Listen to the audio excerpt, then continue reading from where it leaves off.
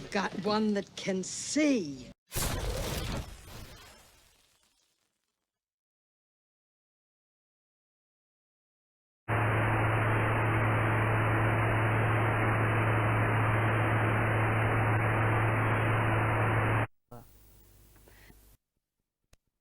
Talking about Gail Brewer Giorgio. She wrote the book that is making headlines. Is Elvis alive? Something everyone has been anxiously worrying about since '77, that is to say, since Elvis died. But there is uncertainty about the matter.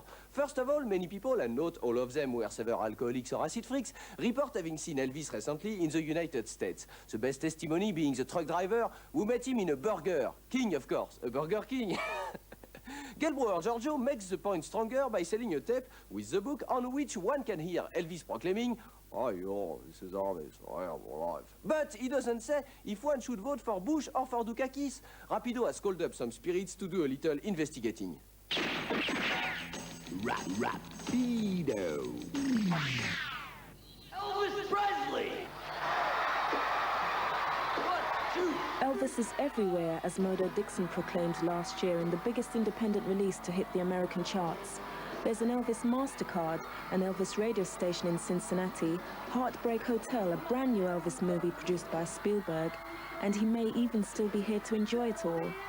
Rapido met the woman who kicked off all this craziness, first with the infamous taped phone call, and later with her various collected proofs that he never really left us at all. The hoax had been perpetuated, which we've gotten beyond that, and I've done everything possible to get beyond that. Had it been a hoax, I'd been the first to tell the people. It wasn't done in a studio. It wasn't spliced together from old interviews, because the stress level and the background level all would have changed. It was compared over and over again. I have challenged anybody out there, take it to your own experts. 2 radio stations did independently. They meet with LH's findings. Remember, they're not my findings. They're the experts' findings. It would be foolish to walk back into a lifestyle that I just escaped from. But I'm going to continue my music and give people as much of what they want.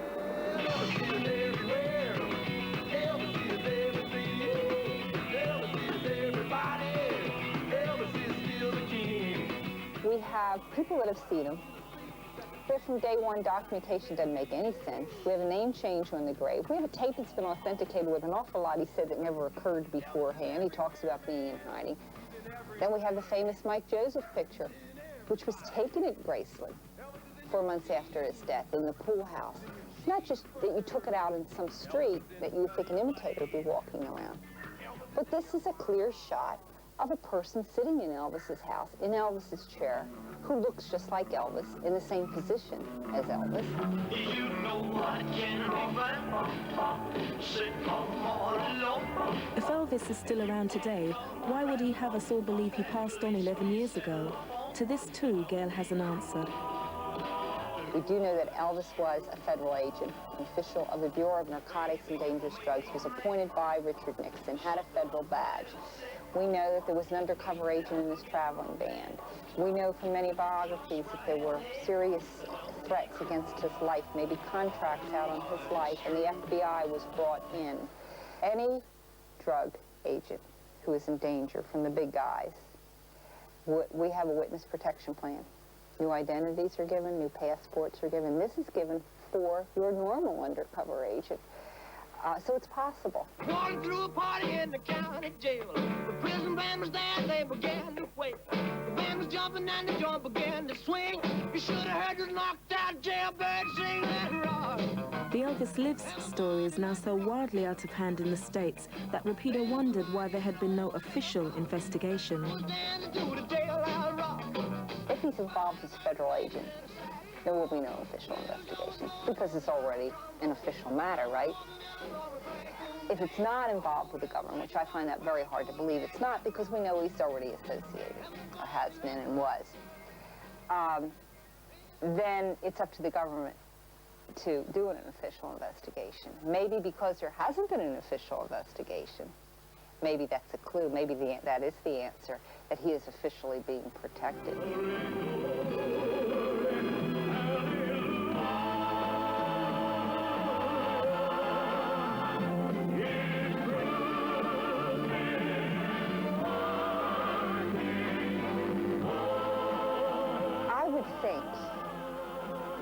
that maybe if I was Priscilla Presley and Lisa Marie Presley, by now I would hold a press conference and I would say, all those fans out there are wrong.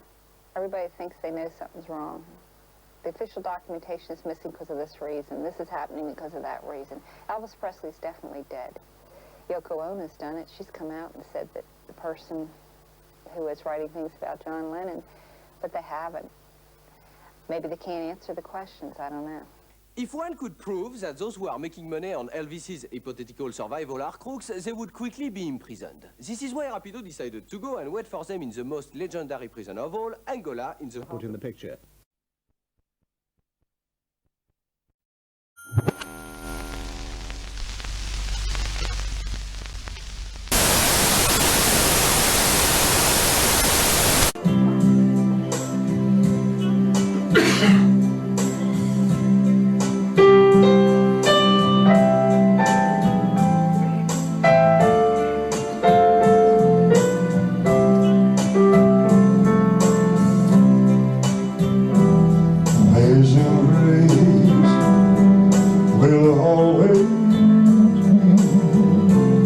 Song of praise,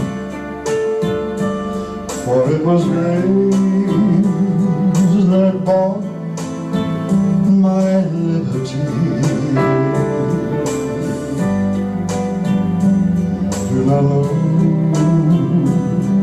just why he came to love me so.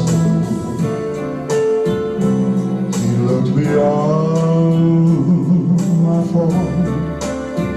and saw my need. I shall forever lift my eye to Calvary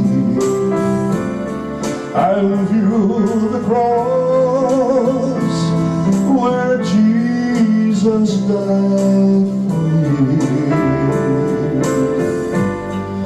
And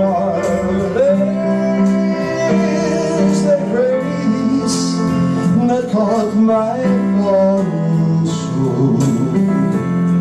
He looked beyond my fault and saw my need. I shall forever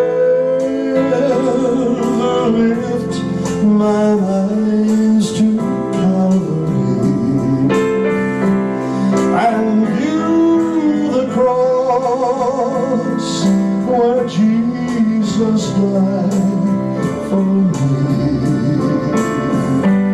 And is the praise that caught my falling soul. He looked beyond my fault and saw my need.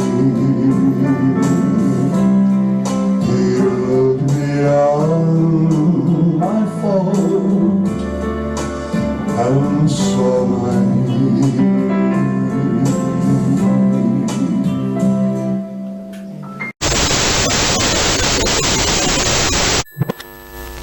Living below in this old sinful world, hardly a comfort can afford.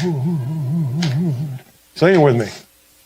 Striving alone to face temptation so. Oh, you tell me where could I go but to the Lord.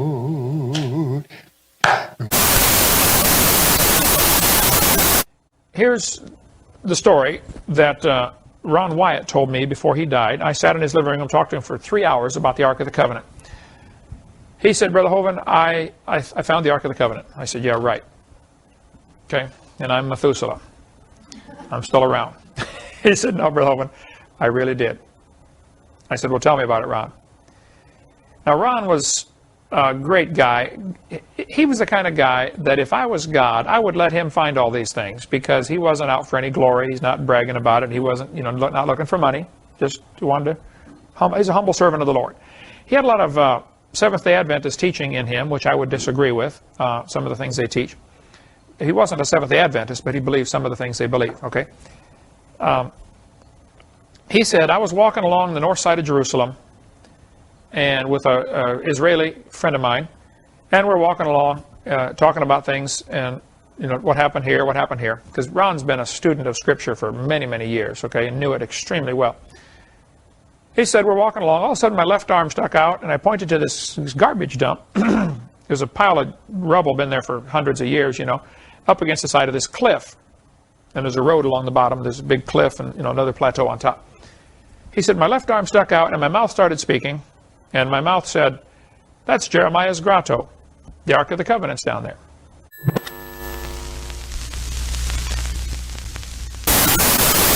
I've got one that can see.